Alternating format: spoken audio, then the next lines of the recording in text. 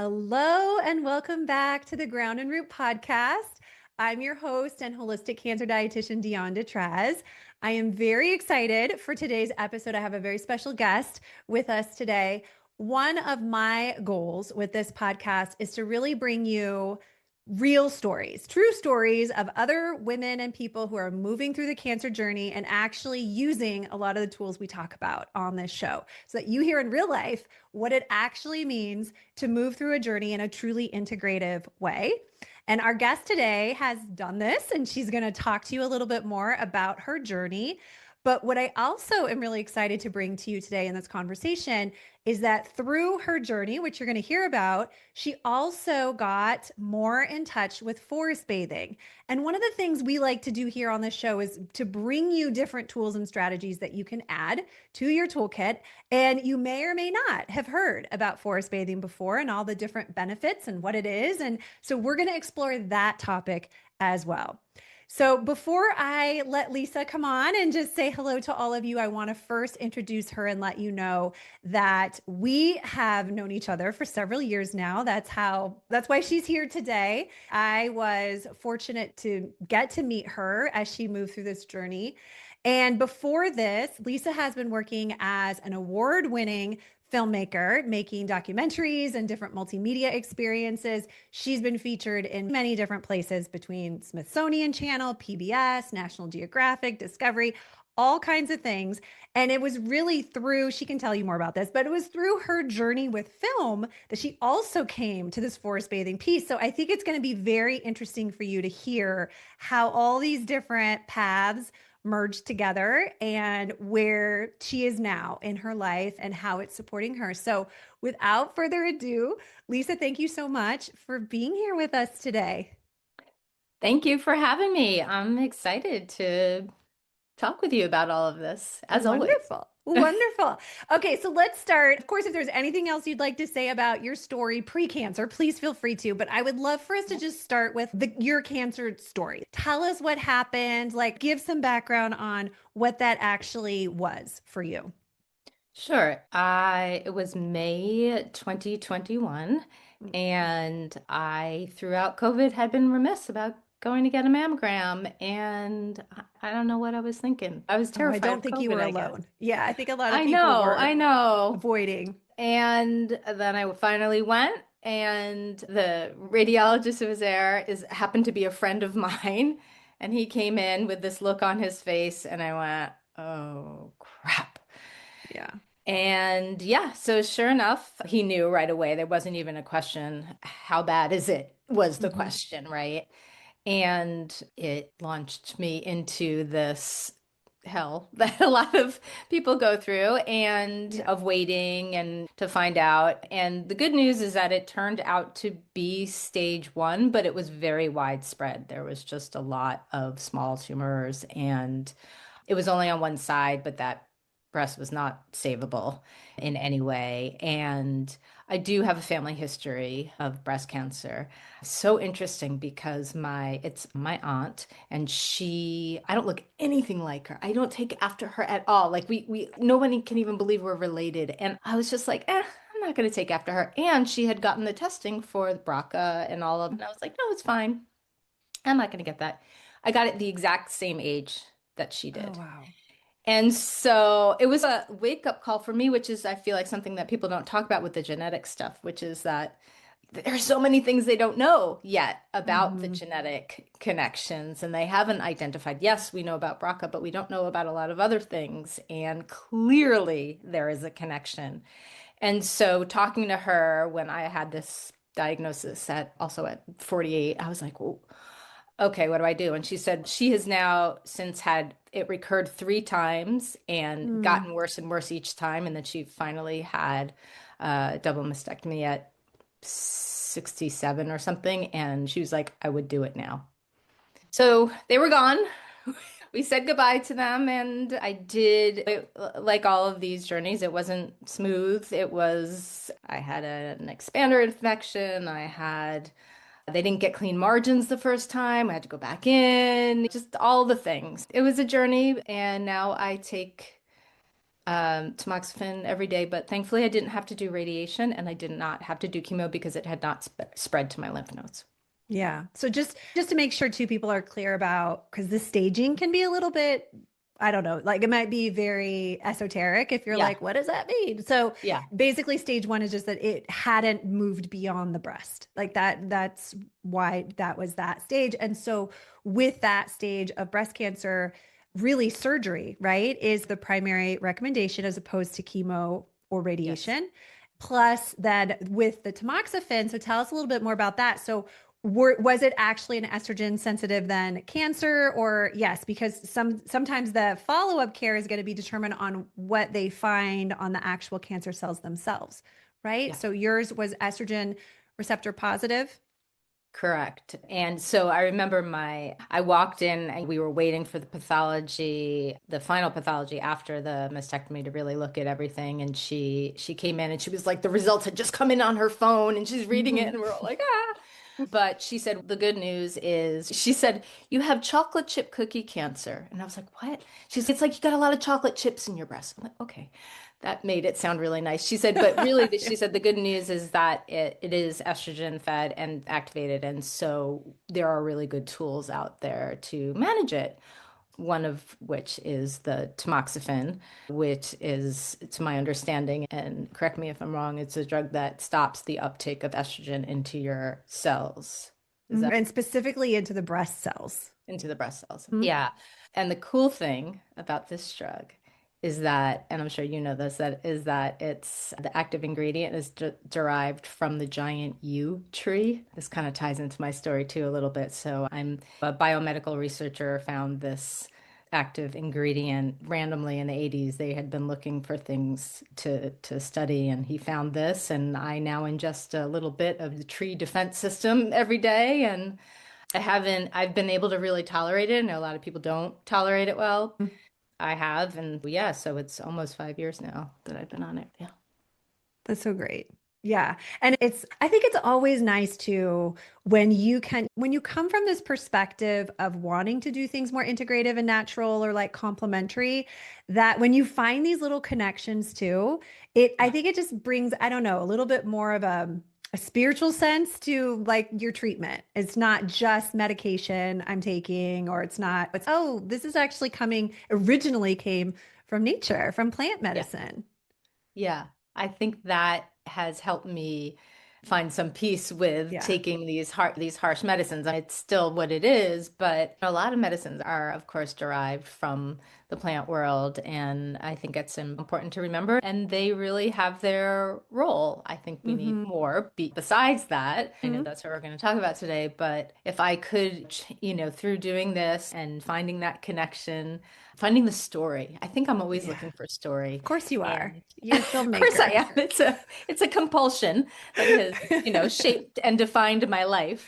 Yeah. Uh, I needed that story and I share it all the time because yeah, I think it's reassuring to me. I love that. I love that. So, along those lines, tell us what else you did. So, as far as traditional Western treatment, you had double mastectomy and Mhm, reconstruction afterwards, mhm. correct? Yeah. Plus Yes, tamoxifen since. correct. What else did you bring in to help support your recovery? The very first thing is that I basically called you because I have just always been someone who really believes that food has can destroy us and can nurture Hmm. us. And I grew up in a household like that with a mother who was like a kind of lunatic health nut, and all my friends were like, "Oh God, we need to go get some Cheetos." And my mother was like, "But I have salad and dressing," So I think Carrot my mother sticks. would be very happy to hear this right now. That it sunk in, and I really have always felt that way. Not that I always stick to it, but as soon as this happened, I knew that I wanted the first thing, and I started reading more about all of the connections between the foods that you bring into your body and being able to prevent a recurrence of Mhm. cancer. I think my oncological nurse directed me to I you know because I I was actually saying, forgot what our connection was. I don't remember, but it could have been. It could have been from where you were seeking treatment. Yeah. Oh, it was one of the nurses during my mastectomy. I was talking about it Okay. with her, and she said, I know who you need to call. I love that. Yeah. Thank you. Yeah, Thank you, yeah, she nurse. was. There were so many wonderful nurses along the way who helped me. And one of them was like, you should call her, but you should also have a cocktail. Yeah, They a were just so balance, you know. great. I Just love get to that later. Have a cocktail first. that's So, funny. yeah, I really wanted to know how to use nutrition through all the different stages of what I was going to be Mm, going through because there was the all the surgeries and I'm not a yeah. big protein eater. Like I'm mostly vegetarian and I don't know, I've never been great Hmm. at that. So I was like, I know I'm going to need more protein. And then I remember you telling me, yes, you do. And I was like, how am I Yeah. going to do that? Yeah. And then through all the different stages and then the long-term prevention of it and it's like stuff I could have looked up but really having the kind of one-on-one to really be specific about what was going on with me, what I was concerned about. I think I also had you t check my hormones because I had no idea if I Yeah, we did do some testing. I remember. yeah, I was like, Hmm. suddenly I was being thrown into menopause, and I was like, what is this Hmm. happening naturally? Is this the tamoxifen changing things? Is this? It was really helpful to be able to talk about all of these other things that actually my regular healthcare practitioners were not.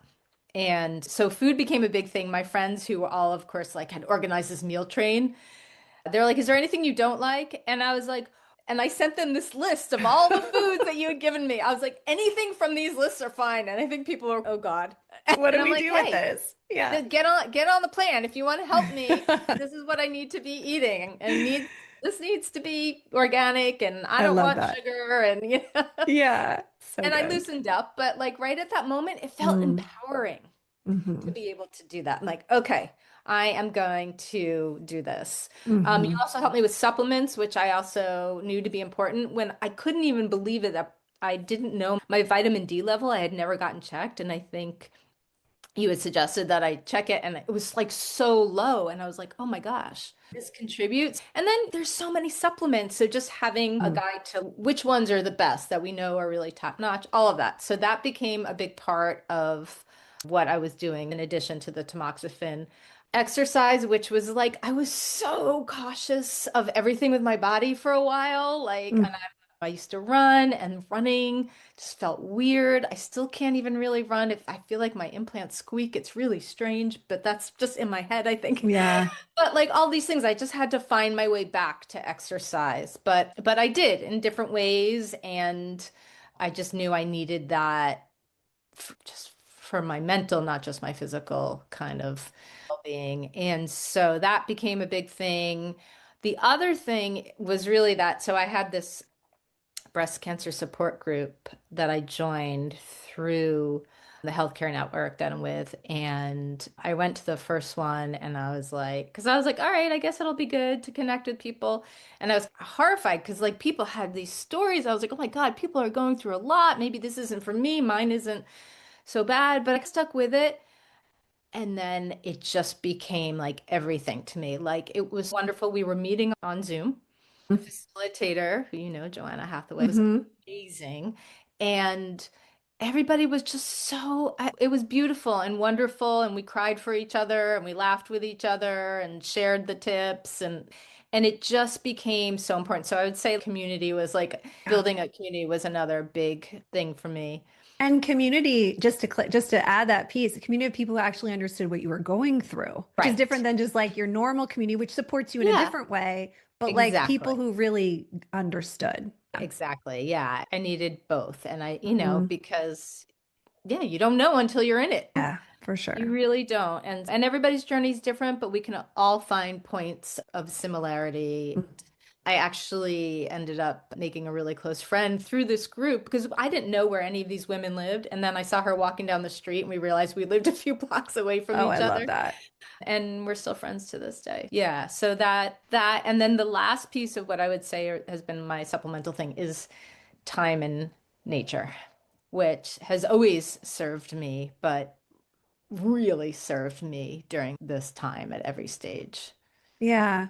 Yeah. So let's go with that because obviously we want to talk about this more, but I'm Yeah. curious, what was the actual or like the transition or the introduction from just be spending more time in nature to actually learning about forest bathing. Tell us, what Yeah, was yeah, that yeah. story?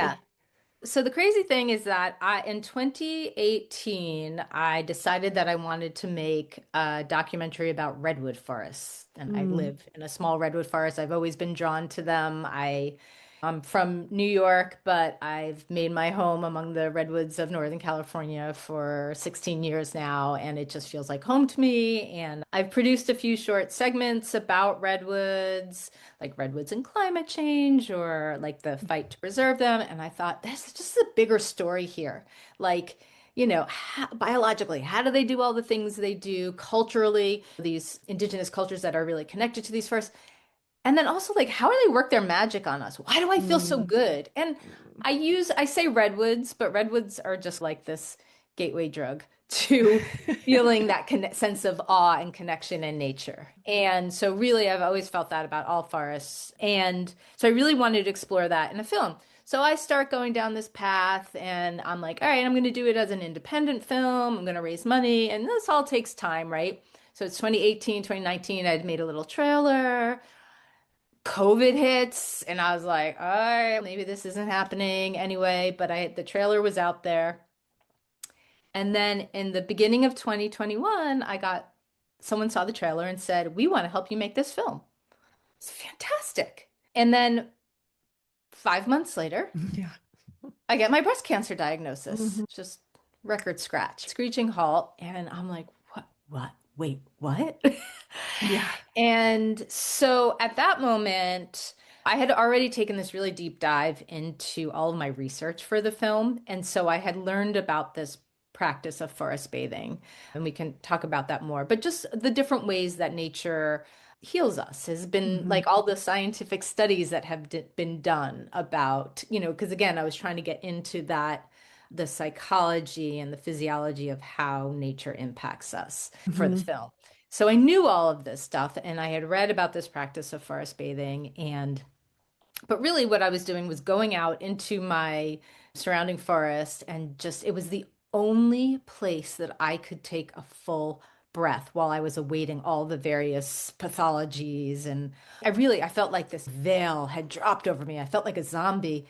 But when I Mm. got into the forest, it was like it shifted my perspective just enough to take a full breath and exhale. And I would come back and go to these online groups that I Mhm. love so much. And I was like, I need to take you all into the forest with me. I Yeah. wish like I could just see them. I was like, I just want you guys to just come and, wander. But, people are various stages of what they're going through, and anyway, but that was the moment where I really thought about this practice of forest bathing, where you guide people into the forest to enhance your well-being in various ways. And I was like, I think I have to take a break from my regular work right now while I'm going through all the surgeries and everything. But I think it I need to get trained to Mm. become one of these guides so I can take out all of my breast cancer people in the Mm. support group and Yeah. others in a safe way, a way that makes them feel safe. Mhm. So that was the launch of this practice that I now offer.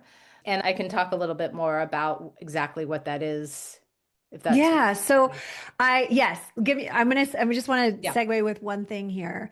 Sometimes too, in retrospect, you look at the timing and everything, and you're also kind of, wasn't that sort of perfect timing? Just like you had just gotten this information, not that you want to go through a cancer diagnosis, but if and when it were to happen, yeah, you had this incredible tool that you got to experiment with and even have the time and space to dive deeper into becoming a certified guide. And I'm right. assuming you did this, right? While you were recovering from surgery and all the things. Exactly. Because of COVID, these trainings had become a lot of online Zoom trainings. So it was a Hmm. training that I did with 30 people from all over the world, of all different backgrounds, physicians, deans of colleges. It was like this very diverse group. And we would meet and we once a week and have several hour meetings. And then we would do these sort of virtual immersions. And then we also had in person, but that came later. But I was able to do it because it was virtual. And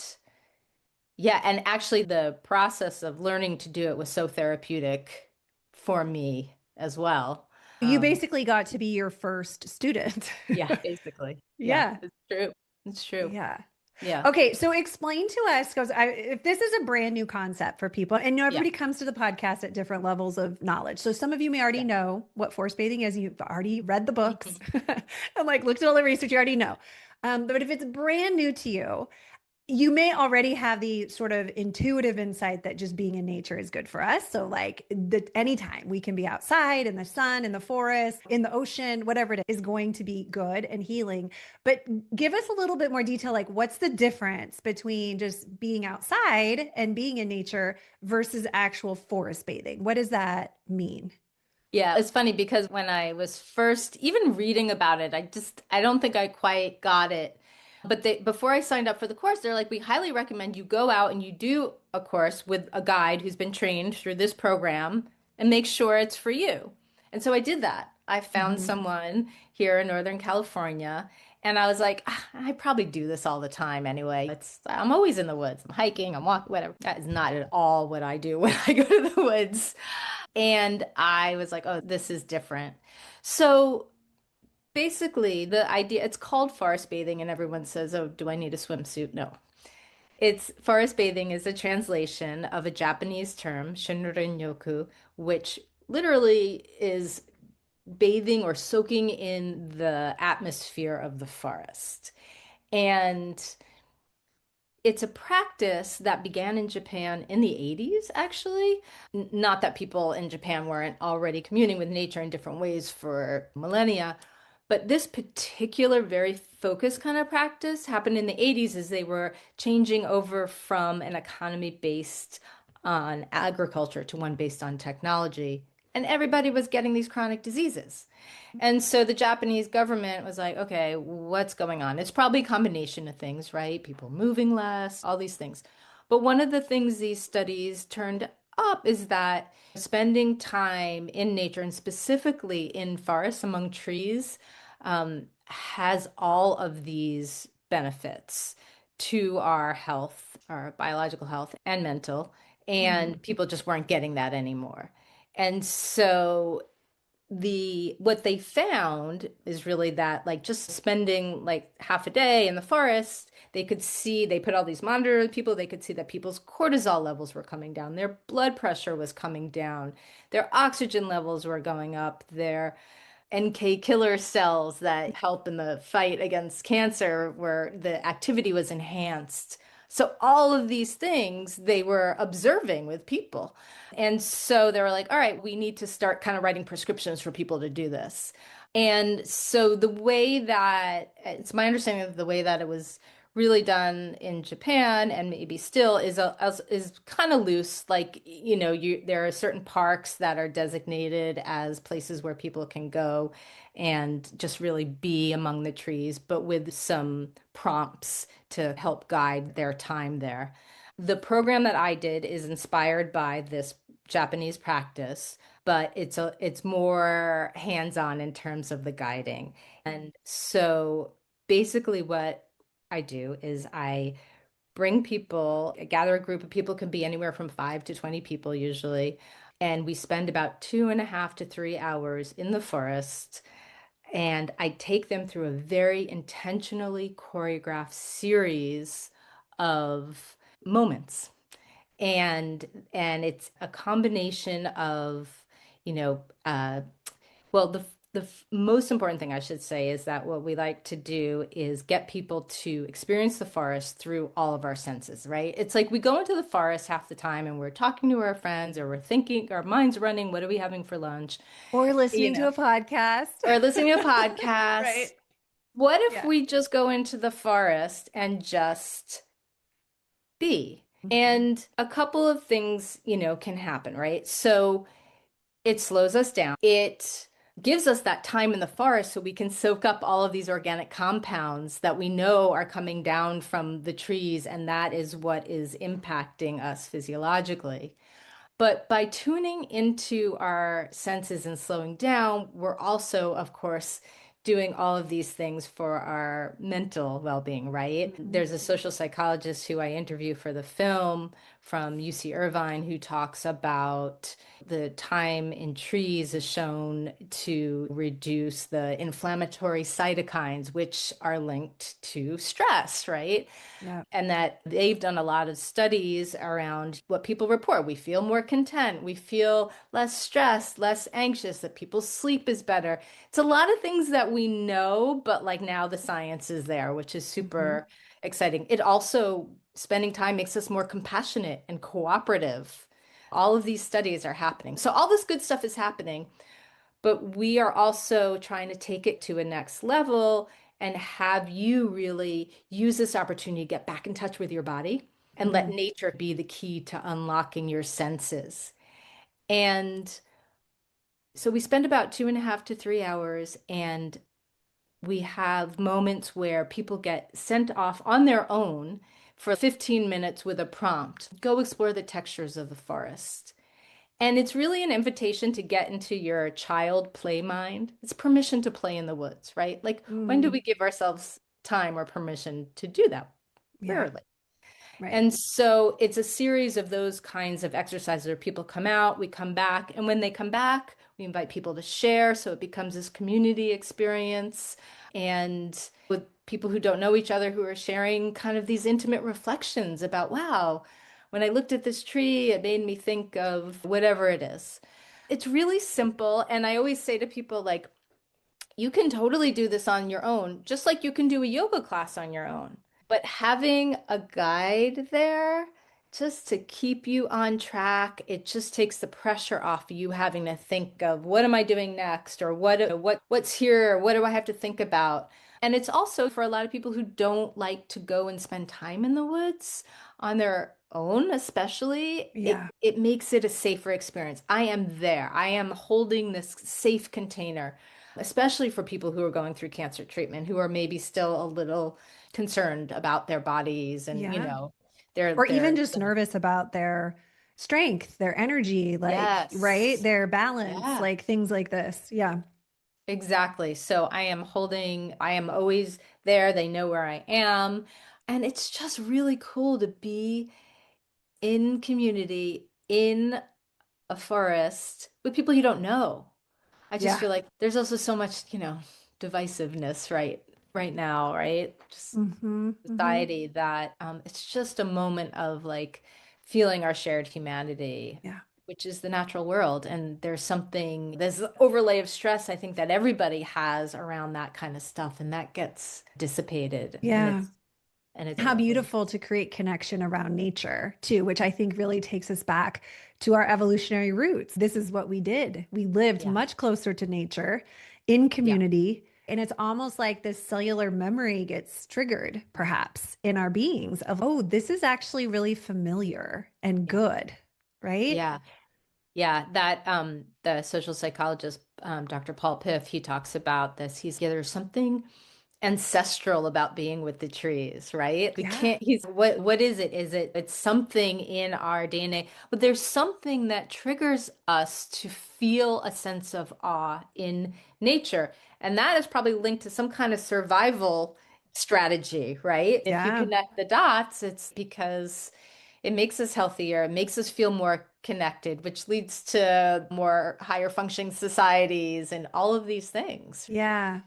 It's interesting that, so I have a couple of thoughts I wanted to share.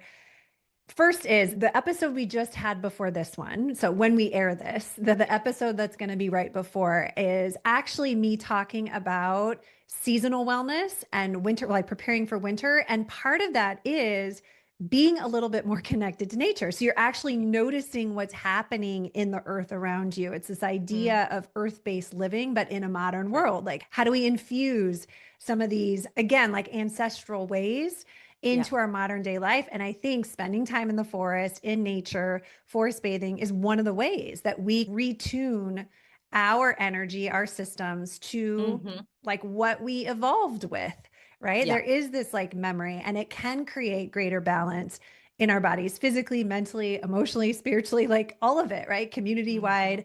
So I really love it for that reason too. It's giving you permission to get back into nature, to making time to be in nature again. But I think there's also just like the practicality. And I'm curious, as forest bathing guide, for somebody to get started with this concept of just like spending time, spending 2 hours, spending 3 hours, spending a half a Right. day in Right. nature, how do we do this? Like, how do we get to that point? So I have a couple of thoughts about that. Okay. If you are, I love this term, time affluent, and you can make space in Yeah. your schedule to sign up for one of these guided forest bathing experience, there are practitioners all over the world in every state. There's a wonderful network.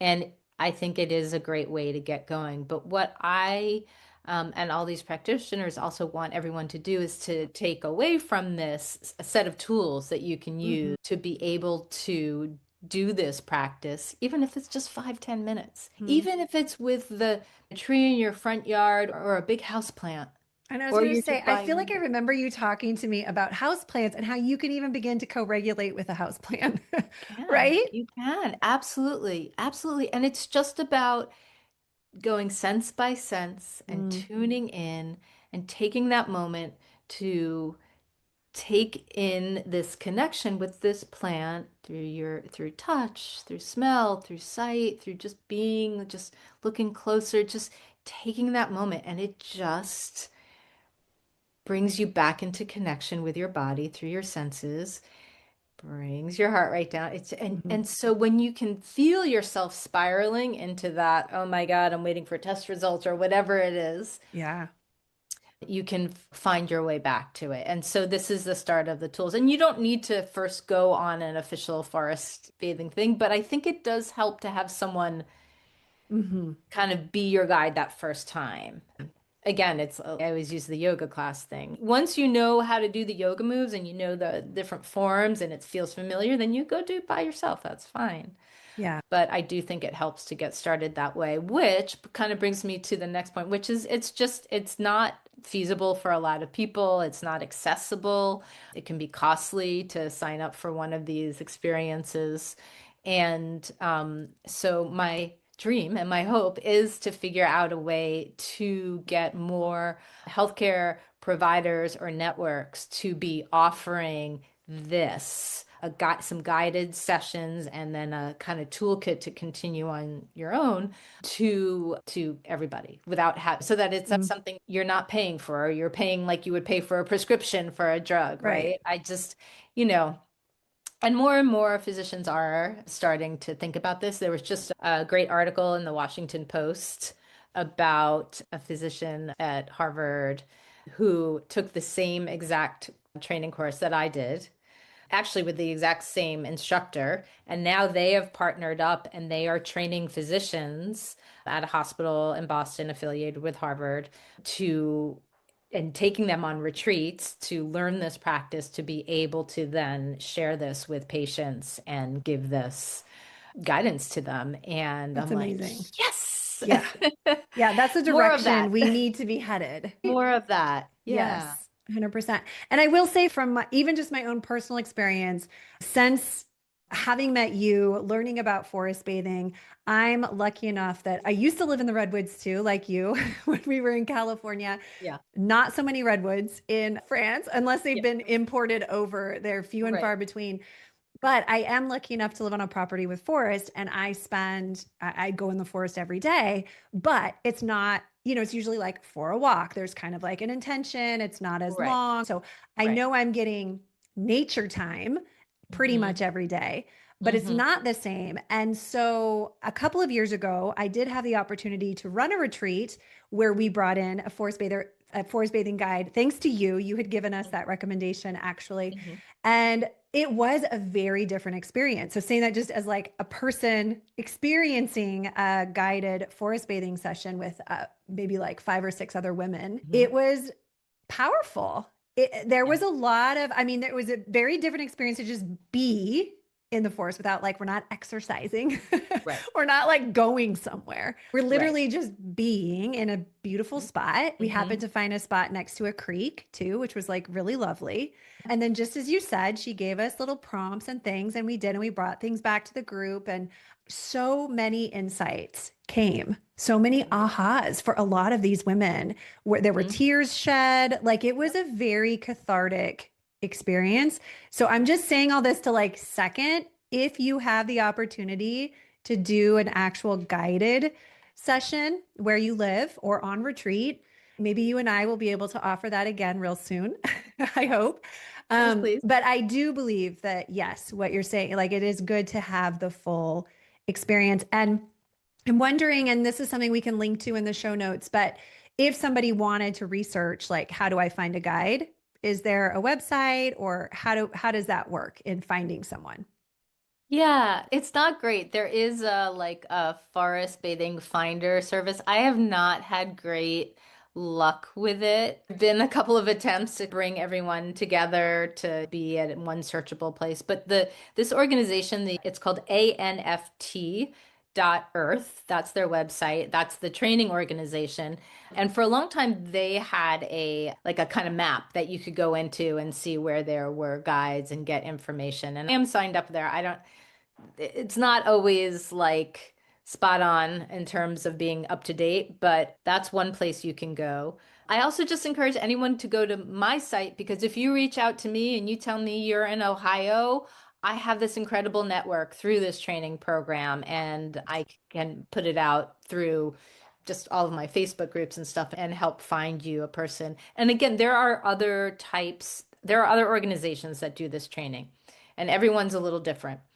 I chose this one because it's international in terms of the network. It's I really liked their methodology, really resonated with me. Mm, And that's how I found the person you worked with. And they've been doing it for nearly 15 years, I think. And so they've really refined it. So I highly recommend going through this organization.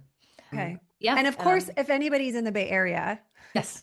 of California, you can actually connect with Lisa directly and be Yes. guided by her, which would be really lovely. So we'll make sure to have your website and this organization's link. So if people want to explore further, they can, as well as some links to the research, because it is really well documented how something as seemingly simple as just being in nature can enhance your health and ultimately help you heal if you're still moving through something like cancer from all the different things that we talked about, but not the least being just to like lower stress and anxiety and right helping you be just calmer in your body. That's a huge benefit.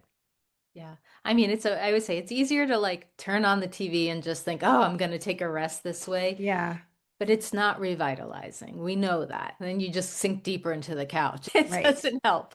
right. It's even if it's like cold, especially when it's cold, and you were talking about the seasonal stuff, I find Mm-hmm. that I'm always like, oh, I don't want to go out in the forest this morning. It's so cold.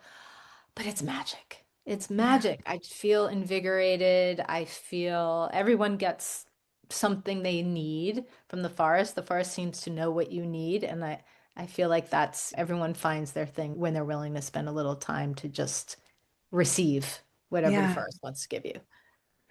I'm curious too, Lisa, after having several years with this practice now, like what does it look like for you at this point? Like how have you integrated it just into your day to day or your weekly, or what does it look like? Yeah. So for my personal practice, I have a morning practice where I go outside every morning before I look at my phone, before I do Mm, anything. I have a place that I sit in a fairy ring, which is a circle of redwoods, which I happen yeah, to have in my yard. It's just, I still incredible. can't believe I live in this That's place. magic. Yeah. It's magic. It's a second growth forest, so they're tall and skinny, but I have a seat in there and I just notice what's around me. I mean, I'm lucky if I get 10 minutes before I start to feel like, okay, I need to go back in. But that as often as I can, I do that sort of sit practice in the morning. Hmm. And I love observing the changes of the Hmm. season. And people joke about Northern California. Ah, there are no seasons. Oh, there are seasons. Yeah, they're just more nuanced. Yes, Yeah. exactly, exactly. So that's my kind of daily practice. And then whether or not people have brought, because people hire me to do, like sometimes I'll bring up breast cancer groups and Hmm. physicians linked to the cancer networks that I have plugged into. But I always offer once a month what I call a community walk. And I do it in a forest right near my house. And whether there's nobody and it's just me, or it's 20 people, I do it. And just because I know how much the practice serves me, so I pick one morning each month and offer it to, And do like a full 3 hour, yeah, that's yeah, we do, amazing. yeah, usually about 2.5 hours. Yeah.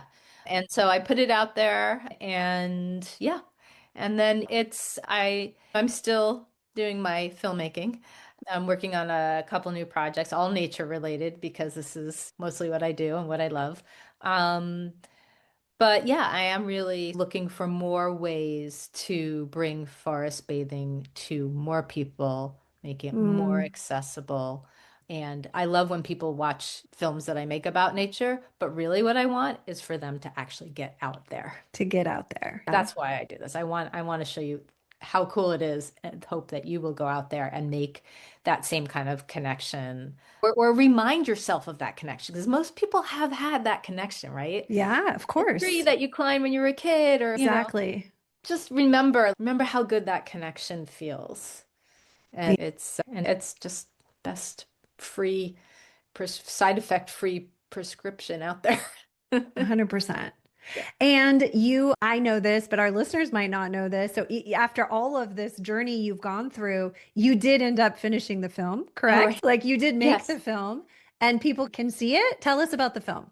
Yes. So the film finally got finished. We actually finished it the beginning of 2024 and it premiered at a film festival then. And then for the year and a half, it was touring film festivals, which was great. And it got great response. I had amazing conversations with people about not just redwoods, but about trees and forests and healing and all of these things. Mm, And it just last month it went live on PBS. So anybody can see I it love that. on, you can go to pbs.org, or if you have the Passport, which is their streaming subscription, it's called Giants Rising.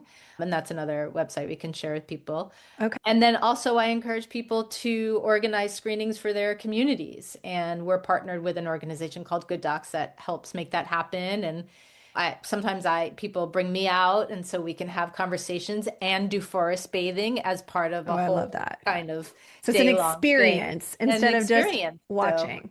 Yeah. yeah, exactly. So we do a mix.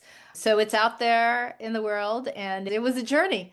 But I all of this stuff happened in the midst of this journey. And like you said at the beginning, I think sometimes there's a reason why things Hmm. happen at the certain At the times. timing, And exactly. Like it yeah, was yeah, almost designed that way. yeah. And I is the just film just about forest bathing or like also just about redwoods No, or tell it's us? not really about Okay. it's really Okay. just about the awe and wonder of Mm, redwoods. And like I said, I wanted to tell the epic tale of these trees, which is really the tale of our relationship with our forests, right? yeah. The good, the bad, the ugly. And also, though, through the lenses of different ways that people find their connections to forests. And I redwoods again as a sit-in for any kind of forest. But so we have scientists talking about their connection to the redwoods. We have an indigenous group, the largest tribe in California, the Yurok, and their connections to it. And then also I have got that social psychologist who's weaving this all through Hmm. about just ordinary people. There's a photographer using her art to try to capture it and bring the awe to people through her art, the awe of the forest. It's about all of these things, but really just reminding us of the gifts of the forest and how Yeah. incredible they are. And also giving people a chance to look under the hood of these forests and to understand how they do all the incredible things they do. They're the tallest trees on earth. They are among the longest lived. All of these things. And it's with the redwoods again, I go back to this gateway drug analogy is when you put your hand on a Oh, tree yeah. that has been alive for 1,500 years, you get a Yeah. feeling. There's something, it's like looking up at a starry sky, right? It's just that, ooh, it's this Yeah. sort of sense of smallness, this sense of passage of time, and it feels good. Yeah. Oh my God. It makes me, as you're saying all this, because the last time I was in California visiting, we did go through the Redwood National Forest. And I was just like, we got to get back there. There's something very magical about being around the sequoias. They're just really, Yeah. and I love all forests. I'm not Yeah. discriminating, but Yeah. it is next level, I feel. Yeah, I think so as well. And so I'll have to throw out one little thing that this one of the scientists I work with who also feels a very deep kind of spiritual connection to the forest that we talk about in the film. And he's been studying redwood since he was like 15. And I finished the film and he was like, calls me up and he's like, Lisa, you got to open up the film again. We just discovered the coolest thing. And I was like, oh my God, I cannot. It's been Add like one more five thing. years. Yeah. I was like, but tell me, lay it on me. And then I often share this because it didn't make it into the film, but I do share it, which is that he and his team found a redwood clone. So redwoods reproduce by cloning themselves. So when you see like rings of trees, it's usually generations of trees sending out these sprouts and shooting up. And so it looks like it's many trees, but it's actually one organism, just one. And Mm. so they found the largest clone ever document, and it's an acre and a half. It has 280 trees. And Oh, wow. then he's a redwood geneticist, so he was able to date it to find out when that first seed germinated that gave rise to these 280 trunks 30,000 years ago. Oh my God. So imagine standing in that There. forest with that knowledge. Where is that Um, forest? it's like San Mateo. Wow. Have I you don't know done, the have exact you, I was gonna say, location. have you No, done a guided tour there? it's very they're very secret. Yeah, People I have keep understand. asking me, and he's like, I also get it. Like you don't yeah, want too many people to come. Yeah, I understand. But yeah. Isn't that wow, cool? that's incredible. Yeah. Oh, this has been so fun. I really enjoyed this conversation. And I'm assuming, obviously, a big piece that you've taken, we'll say, from your cancer journey and your healing and your long-term plan is really this, like time in nature and forest bathing and having community around nature. Is there anything else you would like to add or say before we wrap up? No, I think we covered it. Yeah, good. Yeah. Great. Thank you so much for your time, Lisa. I really appreciate it. And I hope it was inspiring to others. And like I said, we'll have the links in the show notes. So if you're curious and you want to go on a forest bathing guide or you want to start implementing some of these tools, we'll have some resources for you. And as always, if you're enjoying the content that we're sharing here on this podcast, I would love if you would share it with your family and friends. We're still a new podcast. And so the more you can help us spread the word, the more we can get this information in the ears of more people. And I would be so appreciative. And thank you so much for being here. And I look forward to seeing you in next week's episode. Bye, everyone.